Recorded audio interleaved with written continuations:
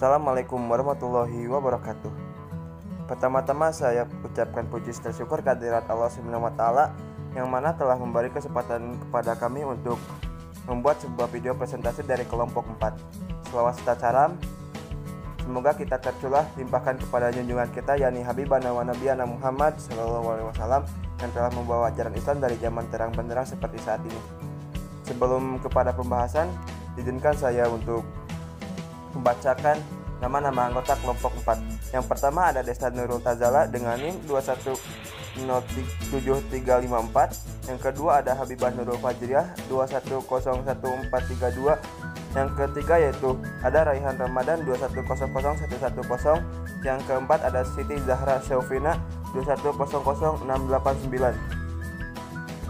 Langsung saja sekarang kita akan menampilkan presentasi. Baik, di sini saya Haibah Nurul Fajriah dengan NIM 2100432 akan menjelaskan tentang alasan pentingnya terus keilmuan pendidikan, konsep pengetahuan dan ilmu pengetahuan, serta klasifikasinya. Kita mengetahui bahwa suatu disiplin dapat dipandang sebagai pengetahuan ilmiah jika disiplin tersebut memiliki status keilmuan yang jelas. Jika status keilmuan tersebut sudah jelas, maka keeksistensinya dapat teruji menurut standar empiris dan tentunya dapat diterima oleh ilmuwan dan masyarakat setempat. Salah satu kriterianya agar suatu ilmu dapat teruji secara empiris diantaranya adalah pertama adalah objek studi yang jelas. Kita mengetahui bahwa pengetahuan ilmiah didapatkan dari hasil observasi, eksperimen, klasifikasi, dan analisis, sehingga objek tersebut harus berdasarkan fakta logika dan tidak mengutamakan pendapat pribadi. Yang kedua yaitu menggunakan metode penyelidikan, entah itu metode kualitatif atau metode kuantitatif, bisa juga keduanya. Yang ketiga yaitu isi dan substansi yang jelas dan dapat dipertanggungjawabkan. Dan yang terakhir atau yang keempat yaitu memiliki fungsi dalam kehidupan yang tentunya dapat bermanfaat bagi kehidupan sehari-hari. Lalu ada konsep pengetahuan dan ilmu pengetahuan.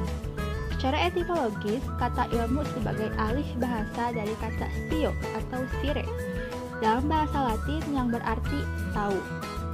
Selain itu, istilah ilmu menurut kejadian nyatanya berasal dari kata alim dalam bahasa Arab yang artinya tahu.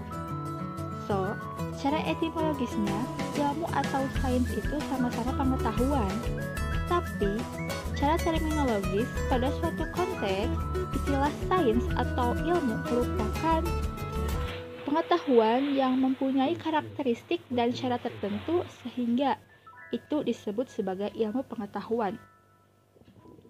Kemudian, pengetahuan dapat dijelaskan sebagai hasil dari mengetahui suatu objek menurut akal dengan jalan pengamatan.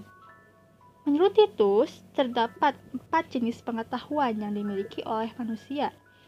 Yang pertama yaitu ada pengetahuan biasa atau common sense knowledge, yang merupakan pengetahuan yang diperoleh dari pengalaman sehari-hari kita. Contohnya adalah kita tahu bahwa mendung adalah tanda-tanda hujan. Adapun ciri-ciri dari pengetahuan biasa ini adalah biasanya bersifat ambiguitas, kemudian tidak teruji kebenarannya, juga bersifat biasa dan juga tetap atau bisa juga bersifat peniruan. Yang kedua ada pengetahuan ilmiah atau scientific knowledge, yang artinya yaitu pengetahuan yang terdiri atau tersusun secara sistematik yang sudah melewati tahap empiris, dan inilah yang disebut dengan ilmu pengetahuan. Yang ketiga yaitu ada pengetahuan filsafat yang meliputi hakikat dan kebijaksanaan dalam kehidupan. Dan yang terakhir yaitu ada pengetahuan religi yang tentunya bersumber dari agama kita masing-masing. Kemudian, ilmu pengetahuan secara umum adalah sesuatu yang diketahui mengenai suatu objek. Menurut Lenzen dan Victor, menyatakan bahwa ilmu pengetahuan adalah kerangka sistematik yang dihasilkan melalui berpikir kritis dan tertuju untuk menghasilkan suatu penemuan. Jadi, dapat disimpulkan bahwa ilmu pengetahuan adalah seperangkat pengetahuan yang dihasilkan dari pola pikir kritis kita yang secara sistematis dengan tujuan agar manusia dapat memahami suatu hal dalam meningkatkan kualitas hidupnya. Di samping itu, ilmu pengetahuan juga diklasifikasi menurut kategori-kategori tertentu. Hal itu karena agar kita dapat memahami ilmu tersebut sesuai dengan kriteria dan sifatnya. Berdasarkan isi pengetahuannya, ilmu diklasifikasikan menjadi 3 kelompok, yaitu ada ilmu-ilmu kealaman atau natural sciences, seperti kimia, biologi, astronomi, dan fisika. Lalu ada ilmu-ilmu sosial atau social sciences, misalnya sosiologi, politik, sejarah, ekonomi, dan sebagainya. Dan terakhir ada ilmu-ilmu kemanusiaan, contohnya yaitu ada seni, bahasa, dan juga filsafat. Lalu, pembagian ilmu yang paling banyak digunakan dan juga terkenal yaitu dengan klasifikasi yang pertama ada pure sciences, atau yang disebut juga dengan ilmu murni, yaitu contohnya ada logika dan juga matematika. Kemudian ada applied sciences, atau yang disebut juga dengan ilmu terapan, contohnya yaitu ilmu pendidikan dan juga ekonomi. Selain itu, ada juga pembagian ilmu lainnya yang diklasifikasikan di 2 juga. Yang pertama yaitu ada ilmu eksakta atau ilmu pasti, contohnya adalah astronomi, kimia, fisika, dan biologi, matematika juga. Lalu ada ilmu non eksakta atau ilmu tidak pasti, contohnya yaitu psikologi, ilmu pendidikan, politik, ekonomi, dan sebagainya. Perkenalkan, nama saya Raihan Ramadan, NIM 2100110. C. Karakteristik dan kriteria ilmu pengetahuan. Menurut Randall dan Booker dalam Sadullah mengumpulkan beberapa ciri umum ilmu pengetahuan sebagai berikut. 1. Hasil sains bersifat akumulatif dan merupakan milik bersama. Artinya hasil sains yang lalu dapat dipergunakan untuk penyelidikan dan penemuan hal-hal baru, dan tidak menjadi monopoli bagi yang menemukannya saja. Setiap orang yang dapat menggunakan atau memanfaatkan hasil penemuan orang lain. 2. Hasil sains kebenarannya tidak mutlak dan bisa terjadi kekeliruan karena yang menyelidikinya adalah manusia. Tetapi perlu disadari bahwa kesalahan-kesalahan bukan karena metode, melainkan terletak kepada manusia yang menggunakan metode tersebut. Yang ketiga, sains bersifat objektif. Artinya prosedur kerja atau cara penggunaan metode sains tidak tergantung kepada subjek yang menggunakan, tidak tergantung pada pemahaman secara pribadi. Selanjutnya, Ralph Ross dan Ernst van den Haag mengumpulkan ciri-ciri ilmu, yaitu bersifat rasional, karena ilmu merupakan hasil dari proses berpikir dengan menggunakan akal atau rasio.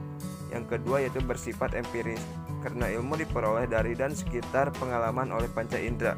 Yang ketiga yaitu bersifat umum, artinya bahwa hasil ilmu dapat dipergunakan oleh manusia tanpa terkecuali. Yang keempat yaitu bersifat akumulatif, artinya bahwa hasil ilmu dapat dipergunakan sebagai objek dan penelitian berikutnya. Di samping memiliki karakteristik tertentu, suatu disiplin dapat tergolong pada ilmu pengetahuan dan pengetahuan ilmiah apabila disiplin tersebut memenuhi kriteria tertentu. Dalam kajian epistemologi ditegaskan bahwa suatu kajian studi atau suatu disiplin dapat dikategorikan disiplin ilmu apabila memenuhi 3 syarat, yaitu memiliki objek material dan objek formal, 2. memiliki metode yang jelas, 3. memiliki sistematika. Menurut paradigma baru, kriteria khas suatu ilmu baik ilmu pengetahuan alam maupun ilmu-ilmu sosial adalah sebagai berikut. 1. Ada objek formal dalam arti bidang kenyataan yang merupakan permasalahan ilmu secara khusus. 2. Metode kerja yang diakui secara ilmuwan, baik secara kuantitatif atau kualitatif untuk meluaskan atau memvalidasi pengetahuan alam dalam arti mengungkapkan teman hubungan variabel. 3. Ada sosok jaringan substansif pengetahuan yang dihasilkan secara sistematis yang mendeskripsikan fenomena alam dalam kehidupan secara berdasar dan koheren. 4. Terdapat teknik yang mapan dan perlengkapan yang diakui dalam menerapkan pengetahuan khusus ke dalam praktek kerja yang terkait dengan objek formal. Dari beberapa pandangan tentang ciri dan kriteria yang telah dikemukakan dapat ditegaskan bahwa suatu disiplin itu tersebut juga disiplin ilmu pendidikan perlu memiliki karakteristik dan kriteria yang jelas dalam hal landasan, objek studi, metode, fungsi, dan isi atau substansinya.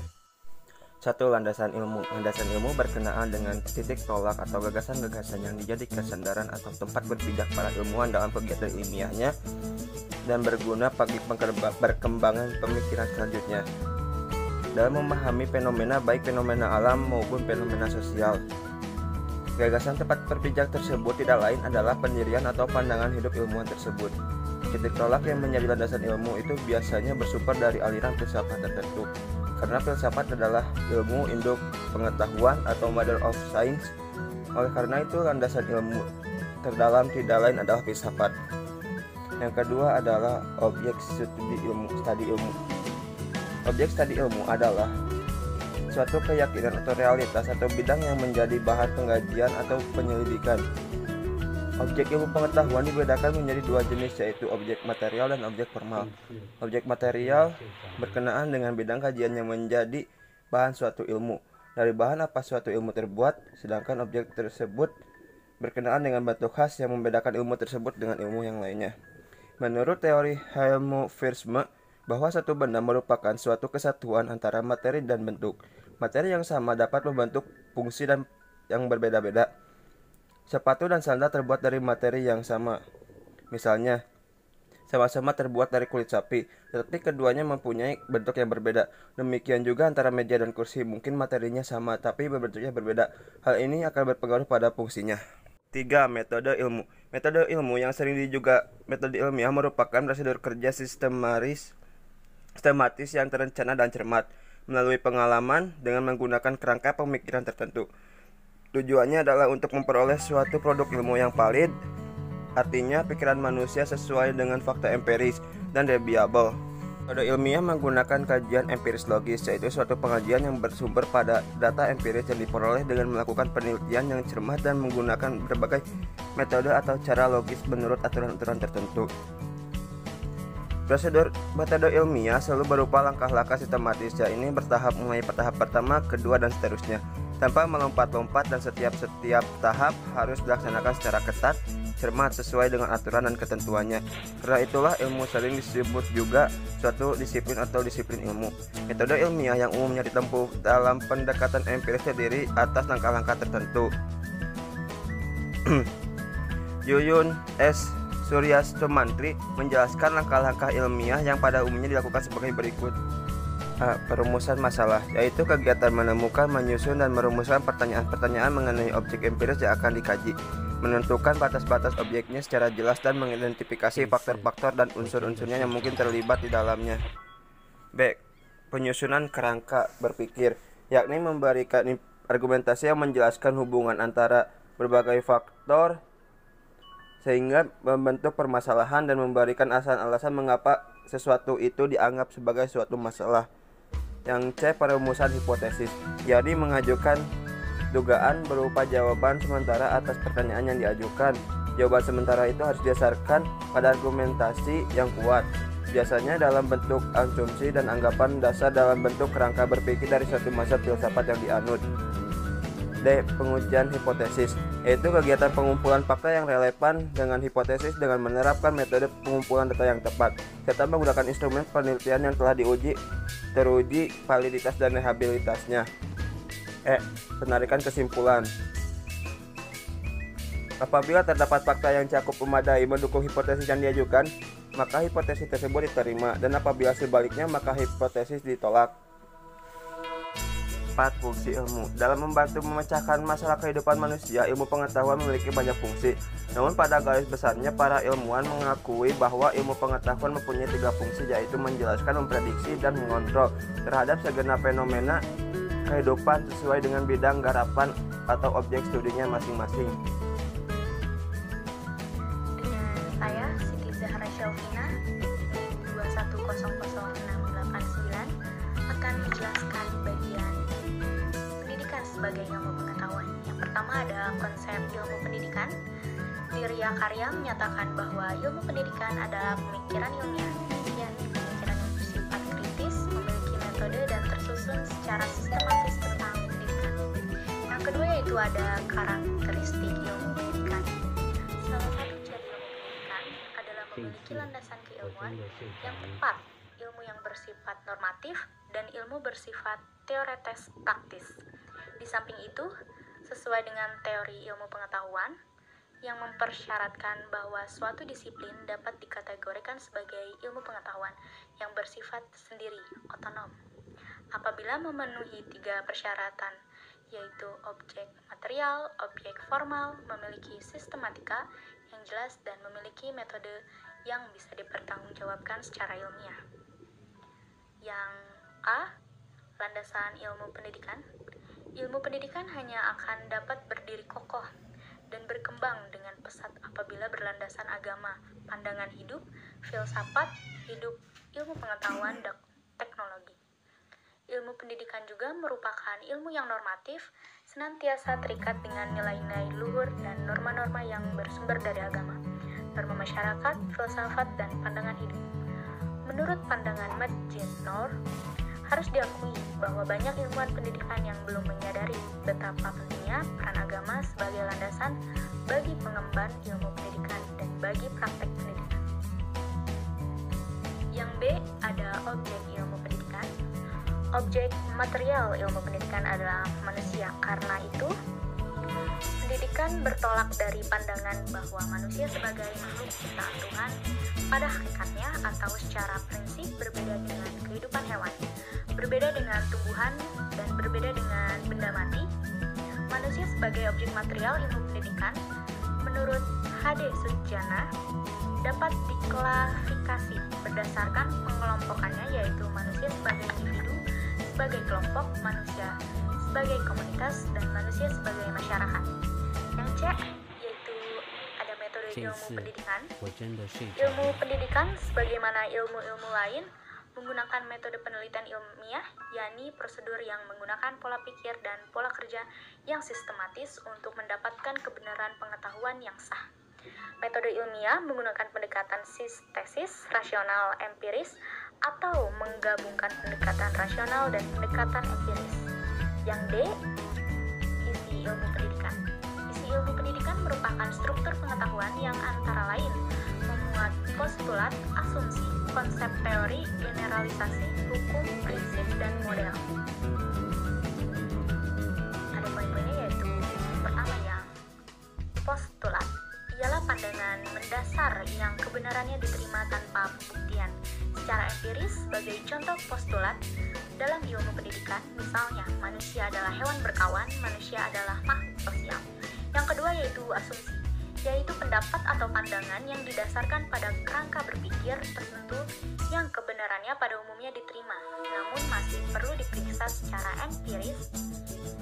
Dalam ilmu pendidikan, misalnya kurikulum adalah program pendidikan yang dikelola melalui tahapan perumusan tujuan, pengembangan program, implementasi program, dan evaluasi program.